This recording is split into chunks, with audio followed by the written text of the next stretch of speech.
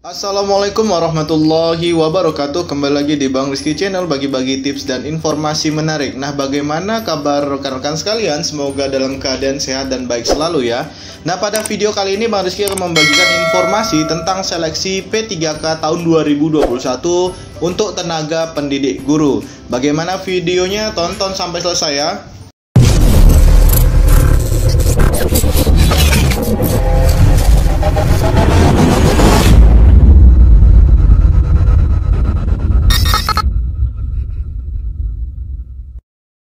Oke, di video kali ini kita akan menjelaskan tentang seleksi P3K tahun 2021 untuk tenaga pendidik guru. Sebelumnya kita harus memahami nih perbedaan antara CPNS dan P3K.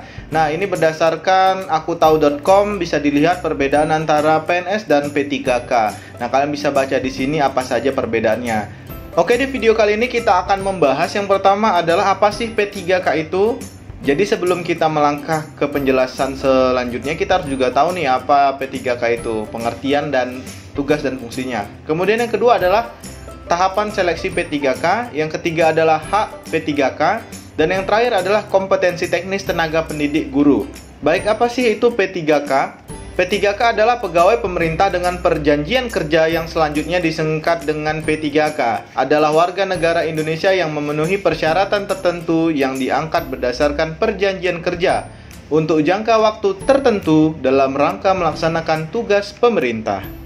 Baik, tahapan seleksi P3K ini terdiri dari 3 tahapan ya. Yang pertama adalah seleksi administrasi, kemudian seleksi kompetensi, dan seleksi wawancara. Baik, tahapan yang pertama adalah seleksi administrasi. Nah, seleksi administrasi ini dilakukan untuk mencocokkan persyaratan administrasi dan kualifikasi dengan dokumen pelamar. Baik, selanjutnya adalah seleksi kompetensi. Seleksi kompetensi sendiri terdiri dari seleksi kompetensi teknis, seleksi kompetensi manajerial, dan seleksi kompetensi sosial kultural. Baik, selanjutnya untuk seleksi wawancara sendiri dilakukan untuk menilai integritas dan moralitas sebagai bahan penetapan hasil seleksi. Nah, setelah melewati 3 tahapan seleksi tersebut, peserta yang dinyatakan lulus seleksi pegawai pemerintah dengan perjanjian kerja harus memenuhi syarat. Yang pertama adalah memperoleh nilai ambang batas yang ditentukan. Yang kedua adalah kesesuaian dengan usulan kebutuhan atau formasi instansi dengan cara pemeringkatan untuk masing-masing kelompok jabatan. Baik, hak yang diterima oleh P3K ada 4 poin. Yang pertama adalah gaji dan tunjangan, yang kedua adalah cuti, yang ketiga adalah perlindungan, dan yang terakhir adalah pengembangan kompetensi. Untuk gaji dan tunjangan, gaji P3K adalah imbalan dalam bentuk uang yang wajib dibayarkan oleh pemerintah secara adil dan layak kepada P3K sesuai dengan beban kerja, tanggung jawab, dan resiko pekerjaan. P3K dapat diberikan kenaikan gaji berkala atau kenaikan gaji istimewa yang dilaksanakan sesuai dengan ketentuan peraturan perundang-undangan. Besaran kenaikan gaji berkala atau kenaikan gaji istimewa berdasarkan ketentuan dalam peraturan presiden. Ketentuan kenaikan gaji berkala atau kenaikan gaji istimewa diatur lebih lanjut dengan peraturan menteri yang menyelenggarakan urusan pemerintahan di bidang pendayagunaan aparatur negara. Sedangkan tunjangan P3K terdiri atas tunjangan keluarga, tunjangan pangan, tunjangan jabatan struktural, tunjangan jabatan fungsional, atau tunjangan lainnya. Besaran tunjangan P3K diberikan sesuai dengan ketentuan peraturan perundang-undangan di bidang tunjangan sebagaimana yang berlaku bagi pegawai negeri sipil. P3K juga mendapatkan hak untuk mengajukan dan menerima cuti. Kemudian P3K juga berhak menerima perlindungan, dan yang terakhir pengembangan kompetensi di bidang tempat ia bekerja. Baik, untuk kompetensi teknis tenaga pendidik guru ini terdiri dari 4 kompetensi. Yang pertama adalah kompetensi pedagogi, kemudian kompetensi kepribadian, kompetensi sosial, dan yang terakhir adalah kompetensi profesional. Kompetensi pedagogi guru meliputi yang pertama, menguasai karakteristik peserta didik dari aspek fisik, moral, sosial, kultural, emosional, dan intelektual. Yang kedua, menguasai teori belajar dan prinsip-prinsip pembelajaran yang mendidik.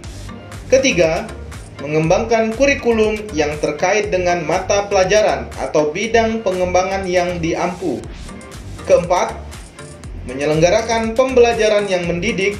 5. Memanfaatkan teknologi informasi dan komunikasi untuk kepentingan pembelajaran. 6. Memfasilitasi pengembangan potensi peserta didik untuk mengaktualisasikan berbagai potensi yang dimiliki. 7. Berkomunikasi secara efektif, empatik, dan santun dengan peserta didik. 8. Menyelenggarakan penilaian dan evaluasi proses dan hasil belajar. 9. Memanfaatkan hasil penilaian dan evaluasi untuk kepentingan pembelajaran. 10. Melakukan tindakan reflektif untuk peningkatan kualitas pembelajaran.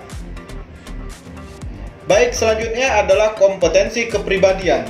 Kompetensi kepribadian guru meliputi yang pertama adalah bertindak sesuai dengan norma agama, hukum sosial, dan kebudayaan nasional Indonesia. Yang kedua, menampilkan diri sebagai pribadi yang jujur, berakhlak mulia, dan teladan bagi peserta didik dan masyarakat. Ketiga, menampilkan diri sebagai pribadi yang mantap, stabil, dewasa, arif, dan berwibawa. Keempat, menunjukkan etos kerja, tanggung jawab yang tinggi, rasa bangga menjadi guru, dan rasa percaya diri. Kelima, menjunjung tinggi kode etik profesi guru. Baik, selanjutnya kompetensi sosial. Untuk kompetensi sosial guru meliputi yang pertama, bersikap inklusif, bertindak objektif, serta tidak diskriminatif karena pertimbangan jenis kelamin, agama, ras, kondisi fisik, latar belakang keluarga, dan status sosial ekonomi.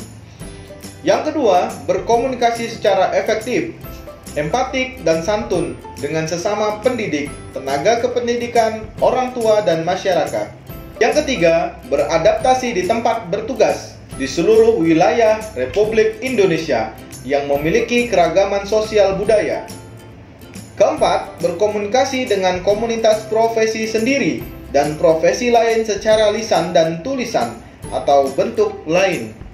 Oke, selanjutnya kompetensi profesional.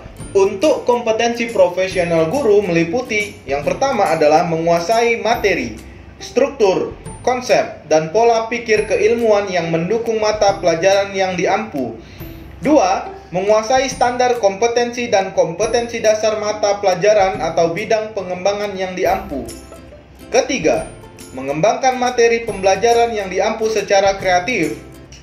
4. Mengembangkan keprofesionalan secara berkelanjutan dengan melakukan tindakan reaktif. Keempat, mengembangkan keprofesionalan secara berkelanjutan dengan melakukan tindakan reflektif.